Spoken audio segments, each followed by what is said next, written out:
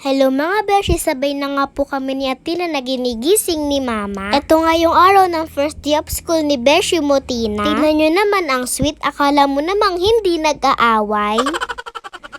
Bago nga po kami gisingin ni Mama, nakaluto na nga po siya ng almusal. Bago nga po ako lumabas ng kwarto, tiniklop ko nga po muna yung kumot. Masaya nga si Atina dahil excited na nga talaga yan pumasok. Pinakain nga po muna kami ni Mama ng almusal bago kami maligo. Tara, kain po tayo mga beshi. Thank you po Lord sa lahat ng blessings. Maaga nga yung kinuwang oras ni Mama kay Atina para sabay na nga po kaming papasok. Si Papa nga din maaga yung pasok, tatlo na nga po kaming gumagaya. Bali natin nga po muna kami ni Papa sa school ko bago nga po siya pumasok. Pagkatapos nga po ay gayak ni Mama si Atina, ako naman nga po itinirintas niya. Ang hirap daw pala kapag dalawa na ginagayak mga beshi. Nasanay kasi si Mama na ako lang yung ginagayak niya noon. Kaya ngayon nag-a-adjust pa nga siya mga beshi. Lahat nga daw po kakayanin ni Mama para sa amin ni Atina.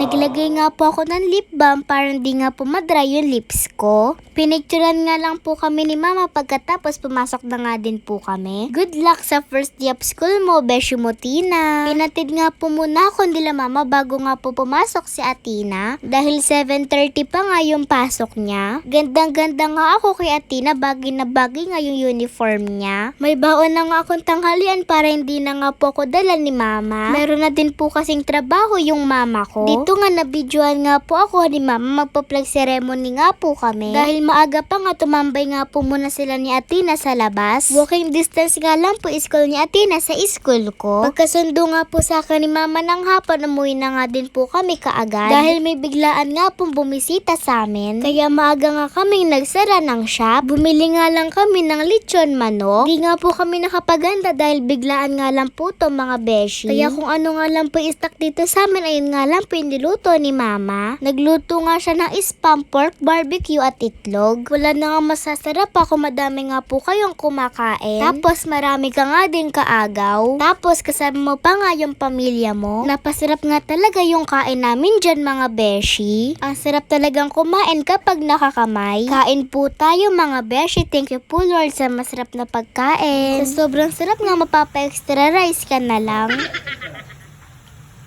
Natimpla ba yung juice, Annabel? Oo. Nandiyan na. Mama! Doon, bigyan mo dito. Extra rice po. Extra rice.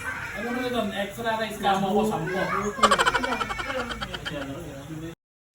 Tignan mo naman sa sobrang sarap, simot na simot. Niligpit na nga naman ni Tita Nora yung dahon ng saging. Yung asawa pala niya, kapatid ng Lola Jane ako. Di na nga sila nagtagal dito sa amin dahil uuwi pa nga po sila sa Cavite. Madalang po kasi mauwi sila Tita Annabel sa San Miguel. Hinatid na nga po namin sila ni Mama sa labasan. Ingat kayo, thank you sa pagbisita.